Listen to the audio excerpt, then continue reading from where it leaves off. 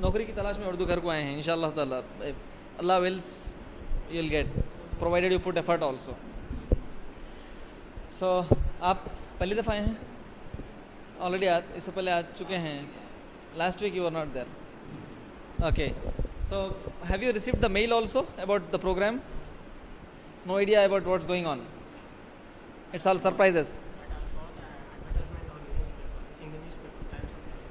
Okay, about this program. MashaAllah.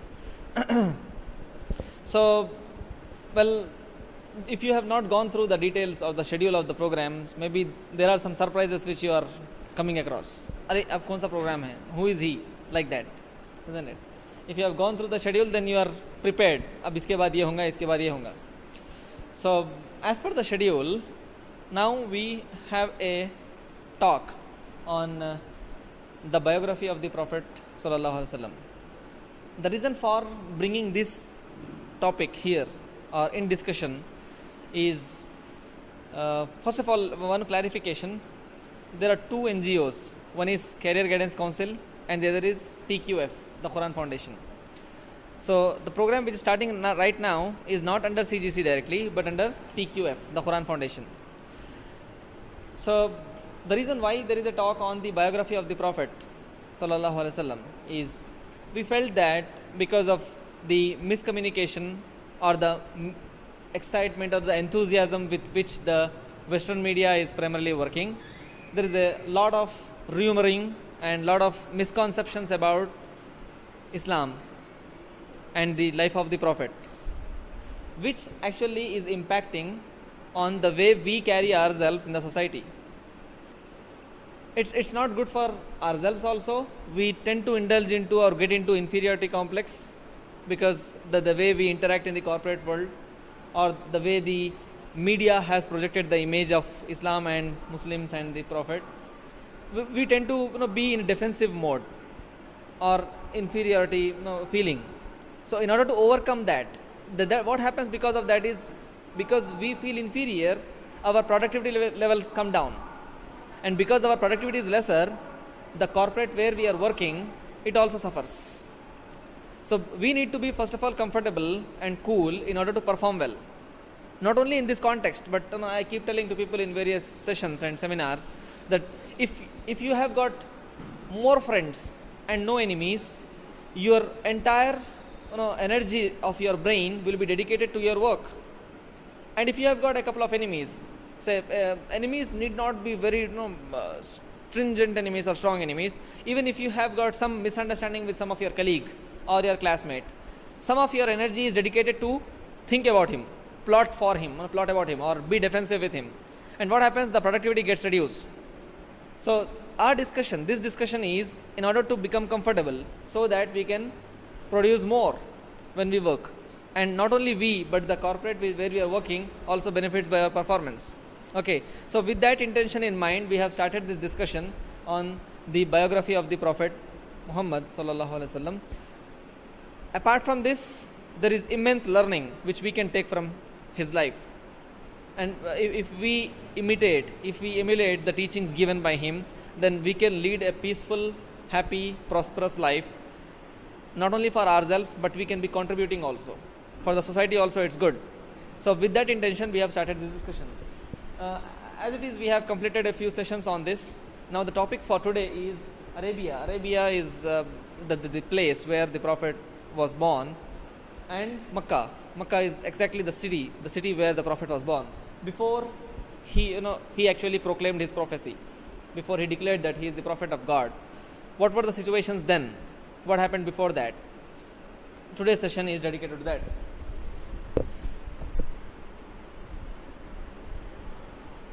Makkah, when compared to the other territories, other cities in the Arabia, was little more fertile. Of course, Taif is another city which is closer to Makkah, which is more fertile than Makkah is. But Makkah is considered to be a little more better for the people, those who pass by. Otherwise, it's a desert area, as we all know. Okay, the current day Saudi Arabia which we see was actually not that way. When the Prophet sallallahu alaihi wasallam declared his prophecy. Okay, it was known as there were smaller territories known by no, the names of, say, today you can call it as a district. They were small territories and existing people there living. Nation, as we find it as one nation, Saudi Arabia, it was not there before. We'll take a break of 1.5 minutes for Azan.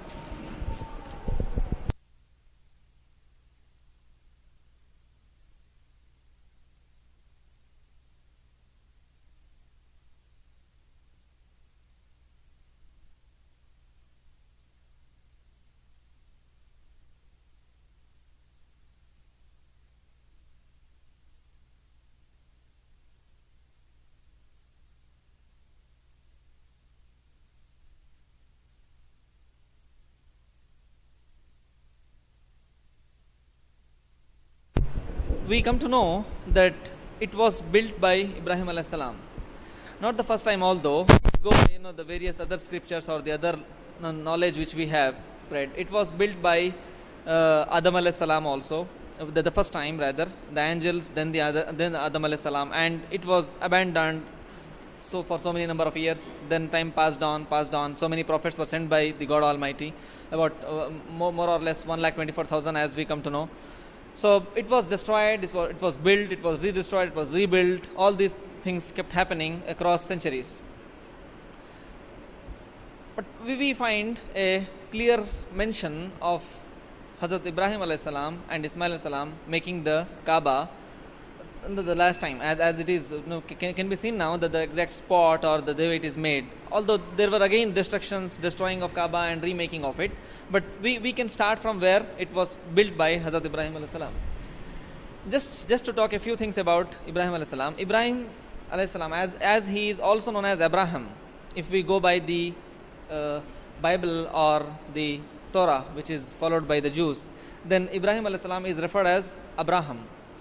And these three religions, as we all know, Islam, Christianity and Judaism, these three flow from the prophets who descended Ibrahim alayhi salam.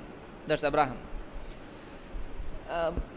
Christianity came from Jesus Christ, peace be upon him, and Judaism came from Moses, peace be upon him, as we know him as Musa alayhi salam.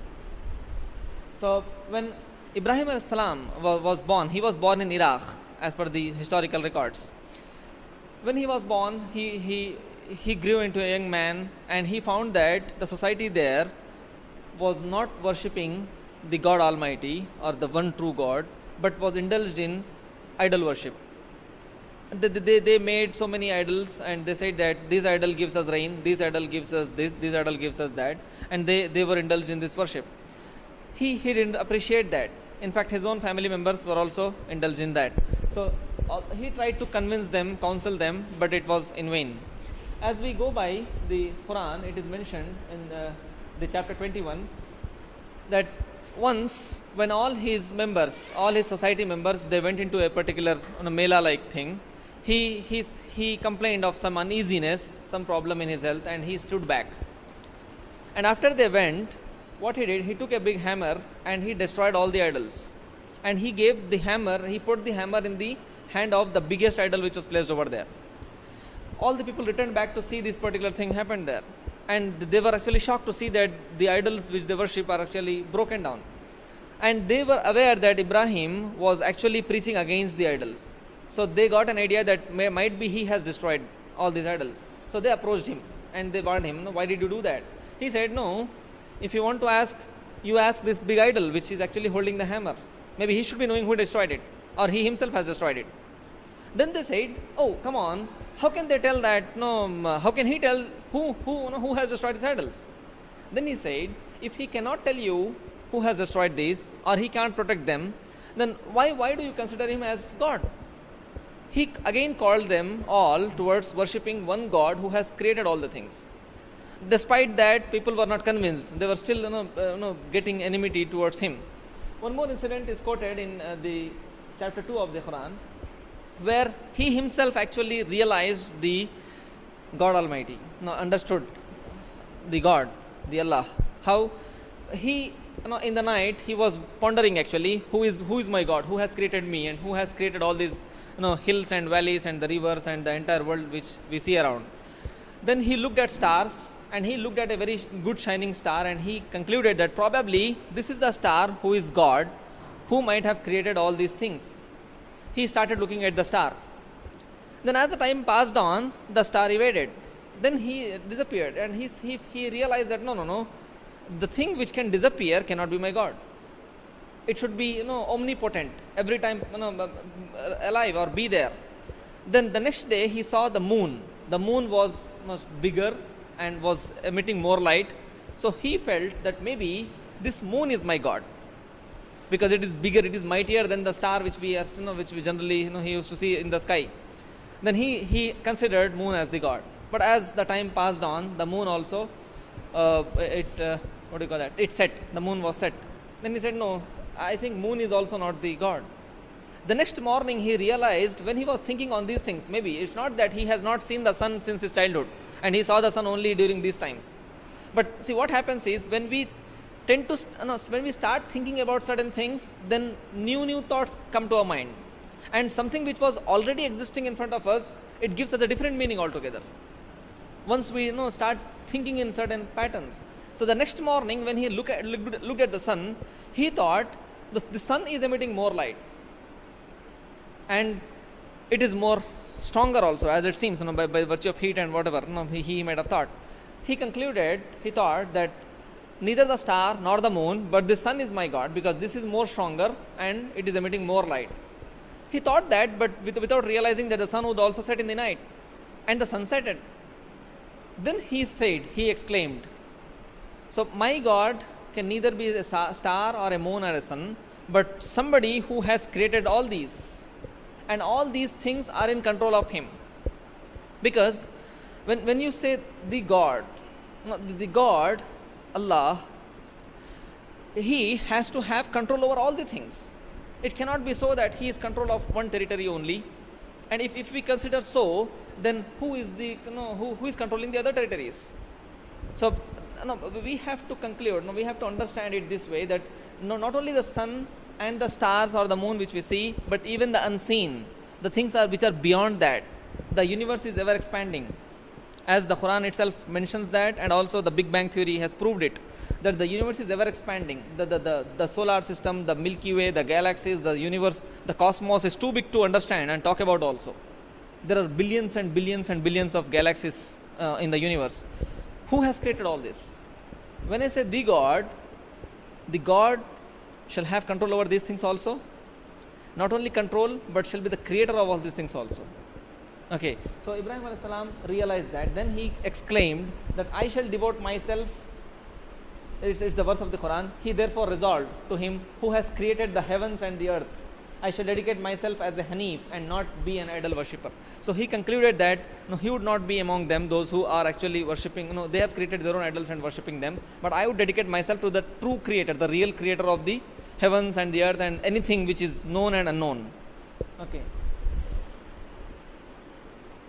Thereafter, he faced a lot of trouble over there, because people in his city, that is Iraq, were not actually budging to his teachings. They were not agreeing to him.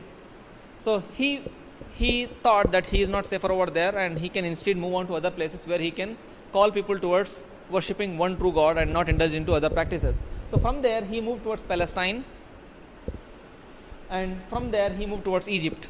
These are bordering countries. If you see, Iraq, Palestine and Egypt are closer to each other in the Middle East. Okay. Finally he got settled in Egypt, and from there, not finally, although from there he moved towards Makkah also, because as we know, he has constructed the Kaaba. Okay. In Egypt, the people at different places, like now we have got a globalized world, and we are in touch with people, those who are on the other side of the world also. In a fraction of a second we get in touch with them. But during those times, you had to go to places to discover whether people live there. So the cultures at different places were too different. The way they used to practice religion was also too different. Their food habits were too different. There was no synchrony or commonality between these things. Even the language which was used was also different. So as he migrated towards Egypt, he underwent other type of problems over there. The kings of Egypt were not very easygoing or peaceful, but they were having, they were practicing tyranny, autocratic, attitude they had. They used to suppress the weakers, and they used to hoard all the wealth, and used to, look bigger and stronger all the ways. As if we read about Musa alayhi salam, the Moses, and the Pharaoh, the Pharaoh, or if we go by the English terminology, the Ramses, Pharaoh, he was also a tyrannic leader, the king, who used to claim himself as the god. So that was this is the history of the Egypt, where the kings were actually very ruthless and very strong and very tyrannic. So there, Ibrahim alayhi salam, he felt little insecure. And somehow, because there were some events which happened, which need not be mentioned over here, and after that, the king granted Hajira alayhi salam, as we know her, and Hagar as per the Christian books, granted her to him. If we know, slavery was one of the practice till recent past. Even in the United States of America, we find that slavery was considered to be a crime or an offense or prohibited only in the 19th century. Okay, so till then, slavery was one commonly known or acceptable thing. There used to be masters, there used to be slaves. Slaves used to be dependent upon the masters for their food and livelihood, and masters used to get the work done through the slaves. Okay, unlike now, where we get the work done through the labor, we pay him, and he goes away. Like our maid servant, right? In these days also, if she comes and works at our home, we only pay her the salary, she goes away. But in the earlier days, it was not like that. It was a bonded labor system, and it was widely practiced and accepted also. Now that it is prohibited because of human rights thing. So the king of Egypt during those times, around 2000 years BC, before Christ, he gifted, or he granted Hajara, one lady, to Ibrahim alayhi salam. Then later on, as time passed on, he was there in Egypt, and Ismail alayhi salam was born, the first son of Ibrahim alayhi salam. He is known as Ishmael in the Christian literature, and Ismail as we know him. He was born to Hajara alayhi salam, because Sarah, the wife of Ibrahim alayhi salam, she didn't had any child, and she grew in her age, and as any parents would want, they also wanted some children, but she was not begetting any child. So one day she suggested, why don't you marry with Hajara also. So ultimately Ismail alayhi salam was born to Hajara alayhi salam, and later on, as the time passed on, even Sarah alayhi salam was also blessed with a son. He is known as Ishaq alayhi salam, as we all know, and in the Christian books it is known as he's known as Isaac, Isaac. Isaac. Then as we keep hearing often about the sacrifice of Ismail alayhi salam, one day Ibrahim alayhi salam, Ibrahim saw it in dream that he is sacrificing his son Ismail. He saw it in the first night, and he felt that it might be something which is from the devil's side, like we sometimes get bad dreams. So he ignored that. Next night it repeated, the third night it repeated. Then he resolved, probably this is the indication which my God wants me to do. So he takes his son Ismail alayhi salam, the story we all know. He takes his son Ismail alayhi salam to a particular place in the desert, and he wants to sacrifice him, and Allah sends Jibril alayhi salam with a sheep to be replaced with Ismail alayhi salam, and the sheep is slaughtered. That's why we celebrate Eidul Adha, but the Bakrid. Okay, and we do the animal sacrifice, and the sheep are slaughtered. So, however, there is a disagreement, because the Quran doesn't mention very clearly or explicitly whether it was Ismail alayhi salam or Ishaq alayhi salam. There is a disagreement between the scholars whether it was Ismail alayhi salam or Ishaq alayhi salam who actually was taken to be slaughtered. But majority of the ulama, majority of the Islamic scholars are of the opinion that it was not Ishaq alayhi salam, but it was Ismail alayhi salam. Nevertheless, because it is not required for us to get into that argument, because it is not going to impact in our current day life. Ismail alayhi salam, Ismail is also a prophet of Allah, and Ishaq is also a prophet of Allah.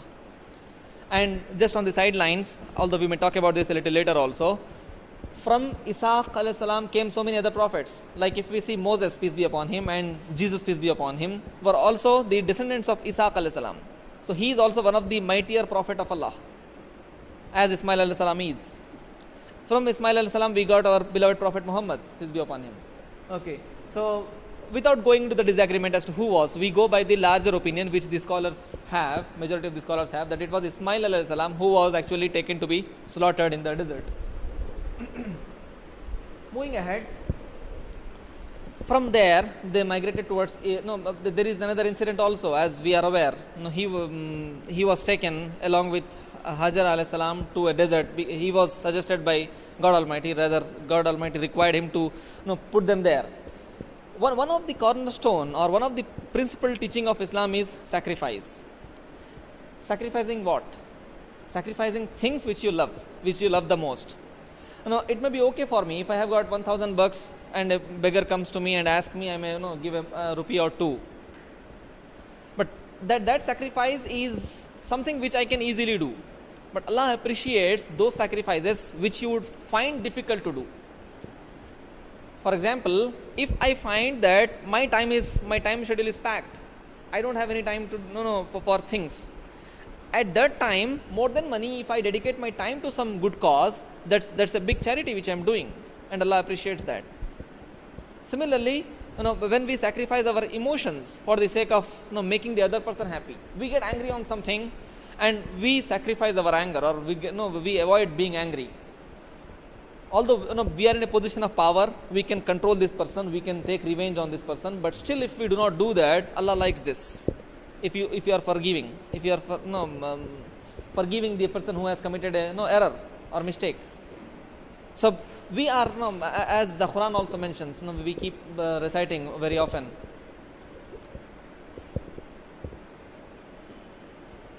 As the chapter para 4 starts, Auzubillahi minash shaitanir rajim. Lan tanalul birra hatta tunfiqu mimma tuhibbun. Am I right? The verse says that. Now, if you want to, the meaning of it, if you actually want to become the beloved of Allah subhanahu wa ta'ala, then you have to sacrifice something which you actually like, which you love the most.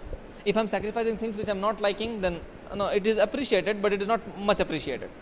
So similarly here, as we are aware that Allah subhanahu wa ta'ala one time, once asks Ibrahim alayhi salam to leave Hajar alayhi salam and Ismail alayhi salam in a desert, because the son was born very late in the life. As it is, if the son is born on time also, the parents would love the son much, the children much. In the case of Ismail alayhi salam, he was born so many years after the marriage. Ibrahim alayhi salam was already old man. So at that time, Allah wants him to go place the son and the mother in a desert. Was something really, it requires a big heart to do. But finally, ultimately, he does that. And we all know that Ismail alayhi salam was very thirsty. He was crying. Hajara alayhi salam was also very, confused and shocked. She was running from here and there in search of water to feed the son. And Ismail alayhi salam somehow, when he trampled his foot on the ground, we got Zamzam over there. The Zamzam, the pond of Zamzam, which started then, right now also we get benefited by that. If we go to Hajj, we find that it's a desert area, but nobody knows where the source is. I was reading a research on Zamzam, where researchers have tried to identify where is the water coming from. Now, every year, as if we go by the official records, around 30 lakh people perform Hajj. And these 30 lakh people, when they are in the Haram, that is the near Kaaba, they use only this water, that is Zamzam. They drink Zamzam, they do ablution, the wuzu with Zamzam, and not only that, but every person who performs Hajj brings back around 10 liters of Zamzam. Whenever they are there, they drink as much as they want to. Okay, so scientific analysis of the minerals of Zamzam also shows that if you drink Zamzam, then it not only quenches your thirst, but also satisfies your hunger. So people, those who get into Masjid Haram, that is near the Kaaba, generally, most of them do not come out for lunch. They only drink Zamzam, and that is sufficient. They don't feel hungry during the lunch. They do the breakfast, they come over there, and they remain there till evening, and they go back. Okay, by grace of Allah, last year I performed Hajj. So I can make sense out of how it works. Abundance of water. There is no scarcity, no dearth at all. And now the government of Saudi Arabia is working on putting a pipeline between Makkah and Medina, so that the Zamzam from Makkah is transported to Medina through that pipeline. Now also in Masjid Nabawi, if you go, you will find the water tubs of Zamzam placed over there. You can take as much Zamzam as you want from there. Okay, but now instead of transporting that through tanks and through other transportation, the government is putting pipelines, but that is still abandoned. So I was reading a research. You can search this on the web. You will get an idea that researchers wanted to actually know the source of Zamzam and how fast it comes. So they went to the source from where the water is coming, and they pumped the water. They pumped the water with a very high speed engine. Okay, so after pumping it for certain number of hours, I'm forgetting the numbers actually, because I did read it a little earlier. So after pumping the water for so many hours, the water level started decreasing. It didn't decrease immediately after once they started pulling or pumping the water. So many hours it started decreasing, and it came to a particular minimum level and it stopped there. Then they left it. They said no, I think it's going to stop there. Then they left it. Within an hour or two, again the level was back to the level where it started. The numbers, exact numbers, are given in the research. The documentary evidence is available on the web. So the word Zamzam, as we all know, Zamzam means stop, ruk, ruk. When Ismail alayhi salam actually trampled his foot on the ground, water started coming out, and Hajar alayhi salam was surprised to see that water over there in the desert coming out from the desert, from the sands, and it was increasing. So she actually ordered it to stop. Zam in Arabic means stop. So it stopped then. Had it not been, probably we don't know what might have happened. But this is in the scheme of Allah rather. He wanted her to say Zamzam and it stopped. So but currently we know it as Zamzam, and that's a live miracle which we can witness still today. It's not something which has happened and we only have it in the stories. That is something which we can today see and acknowledge. So after that, it was near Kaaba actually, where Zamzam pond is there.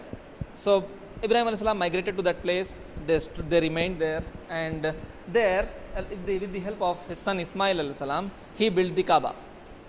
And after making Kaaba, Allah subhanahu wa ta'ala wanted him to call people towards his worship, to come to Kaaba and worship. Then he said, "Oh Allah, how can I call people?" Then Allah says, "You just raise your voice.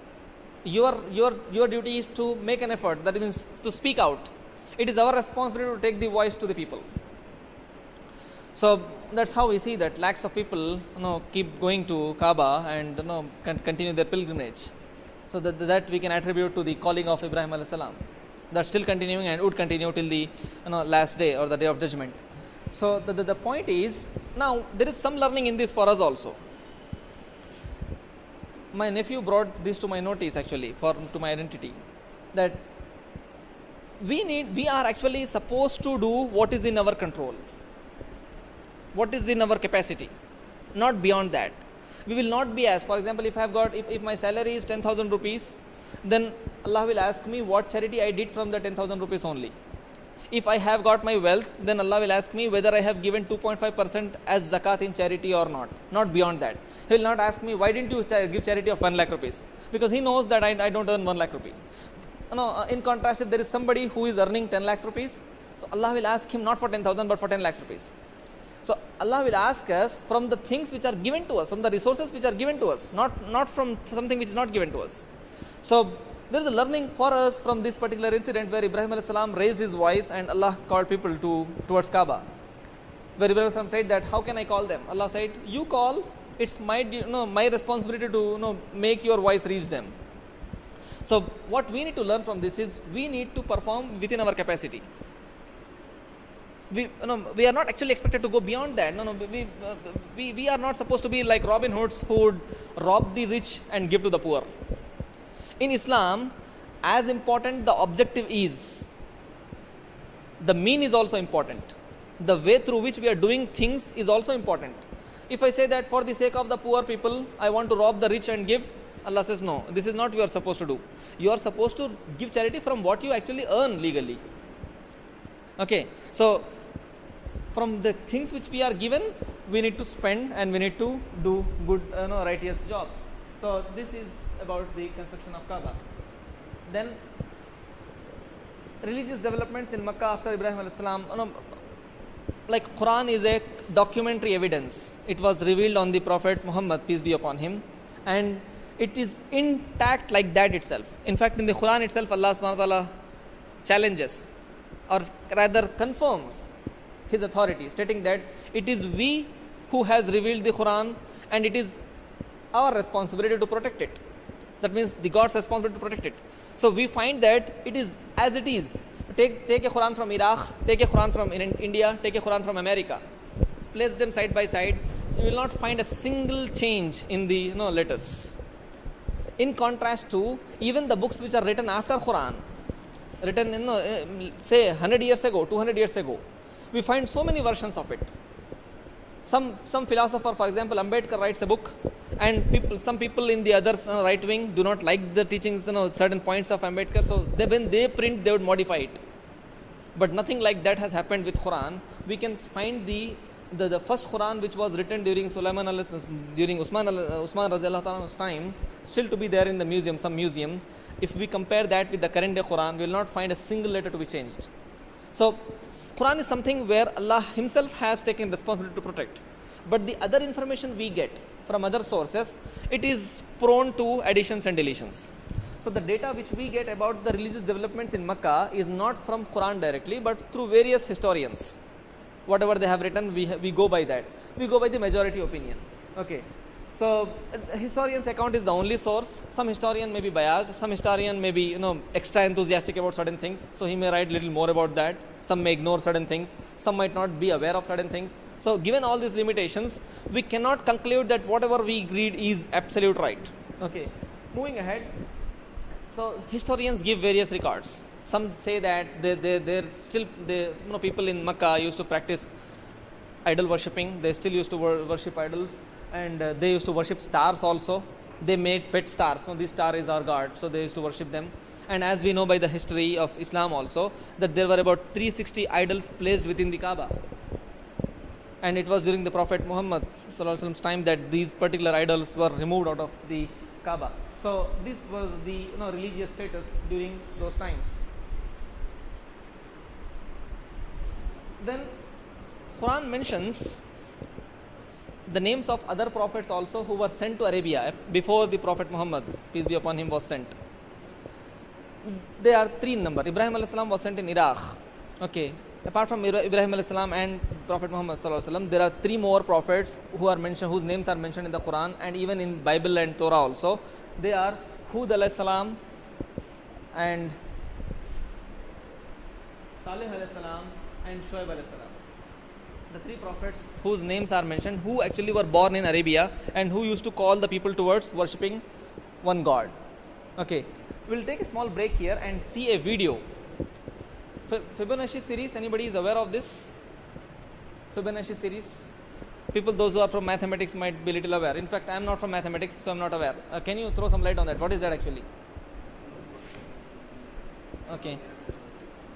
You read about that, but you forgot something. So Fibonacci series, I'm not a person from mathematics background, so I struggled actually to learn about this particular thing which we are seeing right now. So it's the series of numbers which are found in the Fibonacci series. There is a number, and that number is considered to be the golden number or the golden ratio. And research actually started when Fibonacci gave it in some time back, a few centuries ago. When he gave that, research was started to identify the presence of this ratio in various things in the nature. The astronomers started finding this golden ratio, as he claimed, in the stars. The zoologists started finding the golden ratio in the animals. The botanists started finding the thing in the plants. The chemists started finding that particular golden ratio in the chemicals, so on and so forth. Very recently it is discovered that not only in the natural things like zoology, botany, chemistry and other physics and astronomy, this Fibonacci series, the golden ratio number which is discovered by Fibonacci, has got a natural significance even in the positioning of Kaaba in the world, the globe. Let's have a glance at a small video and then move ahead towards other prophets.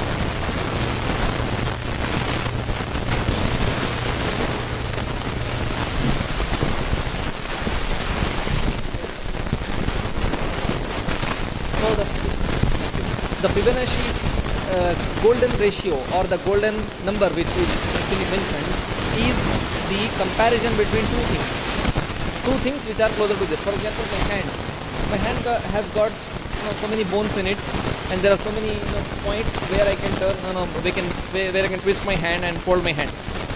So the length between from here to here, take that as one number, and from here to here, take that as another number. The ratio remains. We get a ratio. We get a number when I compare these two things. This particular number you will find not only in hand but in other places in our body also, which we will see. Now it makes sense when you see the video now, when you have got this idea that numbers are being compared.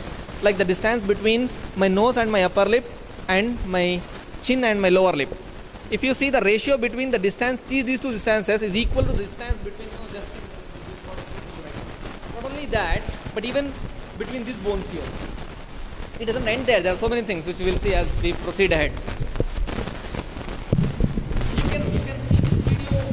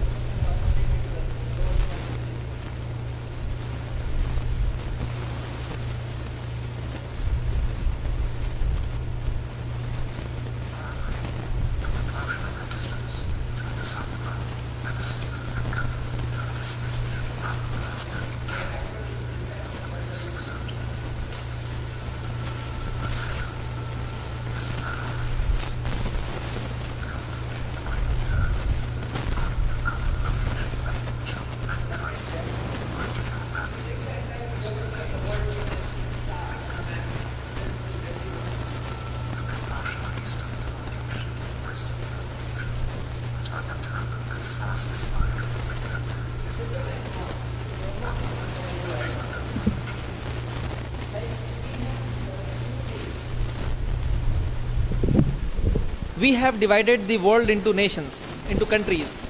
It is not in the scheme of the God. The God of America is the God of Asia, is the God of Australia, and the God of Africa also. Right? So it is not in the scheme of the God that the world has to be divided into pieces. But we human beings, for the sake of certain conveniences and certain problems, certain politics, we have divided the world into pieces. Certain times we have even did something with the earth which is for our own understanding, like the latitudes and the longitudes and the latitudes, the equator for that matter. Does the earth actually has an equator? The answer is no. We have drawn that equator to make understanding. There is a center point and the center line which passes through the earth. Then we have got longitudes. These longitudes are drawn to identify the time distances, the difference between the time in a particular continent and some other continent, one country and some other country. Like we have got at least half an hour difference between India and Bangladesh.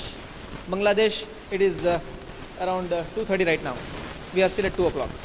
So if you go towards more towards Japan and South Korea and all, it is already evening over there. Go to America, it's still night. There it is about to dawn, maybe around 3-4 a.m. in the morning. Today's date. So we have drawn longitudes to make a sense between the times, and similarly the latitudes also for understanding the temperature changes. Near the equator it is very hot, near the poles it is cooler. So Europe and America are a little cool when compared to Asian countries. Still hot are our African countries. Okay, so we human beings have drawn these latitudes, longitudes to understand. Similarly, there is one line which is drawn, which is considered to be the starting point and the end point for the sake of time zones. Okay, now the researchers are talking about that line which was drawn. What happens is, look at the beauty of things or the miracle. Whatever was done through research and randomly also, it is going to coming into the same scheme. So it further reinstates that there is one power which is actually taking care of all these things. When this line was drawn, which is considered to be the starting point and the ending point of the particular the Earth, the researchers who did that were never aware of Fibonacci series, or were never inclined actually to make some sense about the presence of Kaaba with the distances here and there. But they ended up doing that. This is how Allah keeps giving the indications of His presence for us to understand. And He mentions that in Quran also, that we need to look at developments and look at things, ponder over and understand the existence of God Almighty. One more thing about this line before we move ahead. This line is a line, it is also known as a date line. If you pass that line, you will save one day. And if you cross that line from this side to that side, you will lose one day. The time will remain same. For example, it is 2 o'clock in my watch right now. If I go to that line and move towards east, if I move towards east, that is towards Japan, if I am moving from America towards Japan from that side, then the time remains same, but the date changes. It is 24 in my watch right now, it has to be 25. Okay, if somebody moves from Japan side to America side, then what happens? The time remains same, but he will get one day. Okay, for our convenience, we have identified, we have made the time and the dates, right?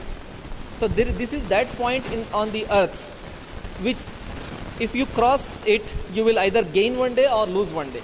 Okay, if we take that line as a center point and put the entire world map on a paper, let's see what is it to discover.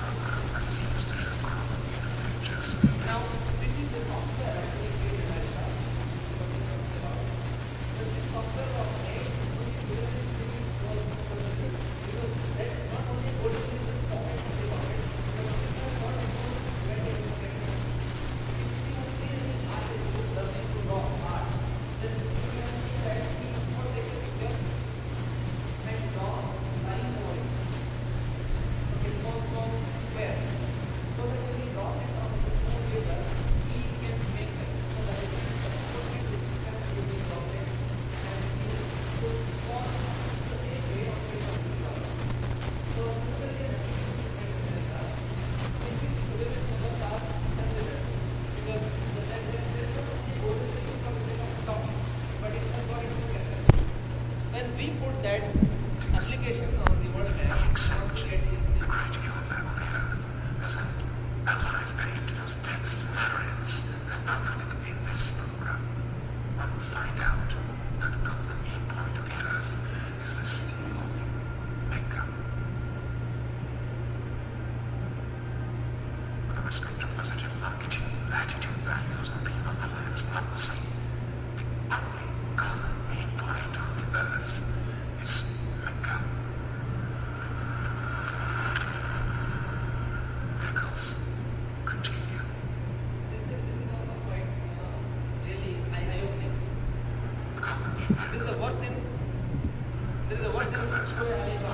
which is having a mention of the city of Makkah.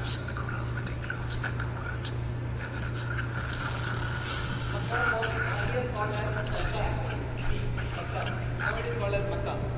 So there is a word in Quran, Surah Al Imran, where the word Makkah is if the entire verse as one, then what you will see is this. Is clearly engraved in the Ali Imran Surah, 96th verse. The total number of letters of this verse is 47. Calculating the golden mean of the letter total, we find out that the word of Mecca is expressed by 47 divided by 1.618 equals 29. There are 29 letters from the beginning of the verse to the word Mecca. Just like it is in a world map. If only one single word or letter is missing, this region could never be constituted.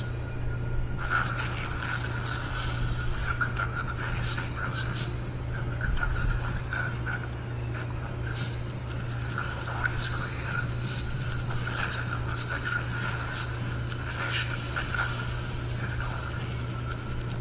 All this shows that the creator of the earth and mathematics is the same one God. Mecca description that created Kaaba, Holy Region, and the Quran. It reminds all humanity that now in the future, the common languages of humanity, it includes for them a new image of the relation between the Golden Mean, Mecca, Kaaba, and the Quran becomes revealed in each single day.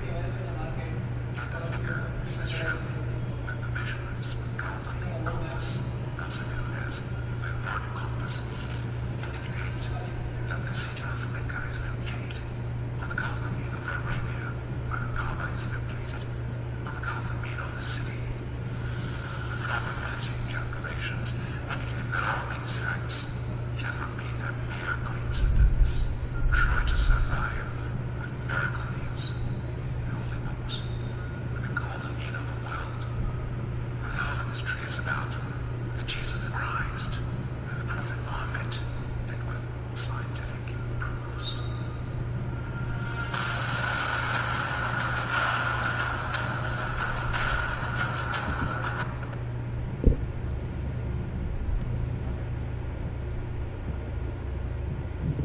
Lastly, for today.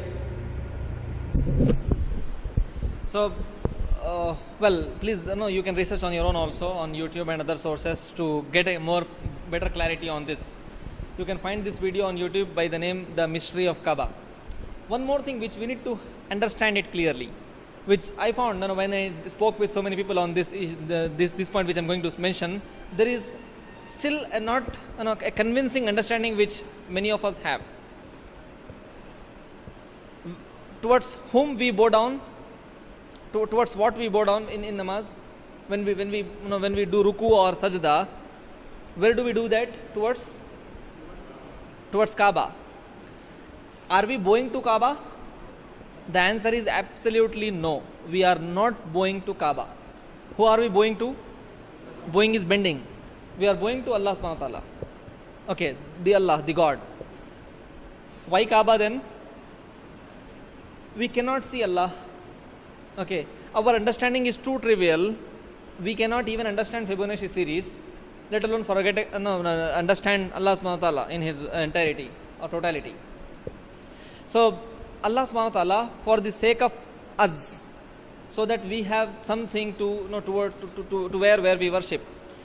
He has made Kaaba, and we bow towards Kaaba, but we do not bow to Kaaba. If some of us think that we are actually bowing to Kaaba, then we are not bowing to Allah. Okay, it's a shirk in one sense. We are putting Kaaba towards Allah. Making sense? So how much important is Kaaba? Kaaba is only as much important as the direction of a Muslim for a prayer. Okay, that importance Kaaba has in our religion. Kaaba is not God. Kaaba is only for the sake of directional purpose. So that anywhere you are in the world, any corner of the world, where to worship? Worship towards Kaaba. And also, so some because we live in India, most of us tend to assume that we have to worship towards west, because we know that Kaaba is in the west, Saudi Arabia is in the west, so Kaaba is in the west, so we worship towards west. We are not worshipping towards west, we are worshipping towards Kaaba. If we go to the other side of the world, we worship towards east, because Kaaba comes in the east. Okay, so it has got nothing to do with the sunrise and sunset also. East and west, both east and west belong to Allah, as we know, isn't it? So we are not worshipping in the east and west direction, we are worshipping in the direction of Kaaba, and that is only for the sake of directional purpose and nothing more. We worship Allah subhanahu wa ta'ala, who actually asked us to do that, and who identified that place. If we go by the Quran, if we read, then we come to know that the Prophet Muhammad, peace be upon him, always wanted Kaaba to be the direction of worship. Earlier it was Baitul Maqaddas in Palestine, as we have in Baitul Maqaddas, the masjid in Palestine. That was the direction where Muslims used to worship earlier. Prophet Muhammad, peace be upon him, wanted Kaaba to be this direction of worship. So, considering his wish, we read the verse in the Quran Majid where Allah says that, O Prophet, because we see your sight raising towards us and we know what you wish, so we change your direction from Baitul Maqaddas towards Kaaba. So we know that the Prophet, peace be upon him, during the prayer, it was Asr if I am not wrong, during the prayer he turned his face from Baitul Maqaddas towards Kaaba, and no companion questioned it. They also turned along with the Prophet. Okay, the masjid where he actually did this is known as Masjid Qiblatain, in which prayer was offered in two directions. One prayer was offered in two directions. During the prayer they turned. Okay, it is in Madinah Munawwara. If you go, you can visit that. So the point is, we are not worshipping to Kaaba, but we are worshipping towards Kaaba.